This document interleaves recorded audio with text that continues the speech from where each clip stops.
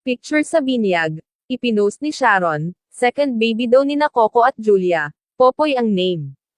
Ilang araw ang sunod-sunod na pagpo-post ni megastar Sharon Cuneta ng pictures niya kasama ang mga kapwa sikat na celebrities sa kanyang mga social media accounts. Isa na rito ang controversial couple na sina Julia Montes at Coco Martin.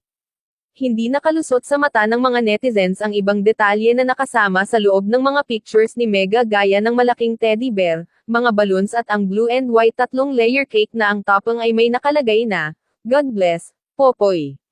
So, sino si Popoy?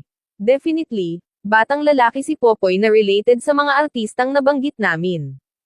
And based sa decoration ng venue for the event, makikita na batang lalaki ang nagse-celebrate dahil sa panlalaking teddy bear at color blue na mga balloons na kita sa mga pictures na ipinost ni Mega. Parang ang motif ng event ay blue and white. At ang theme ay teddy bear.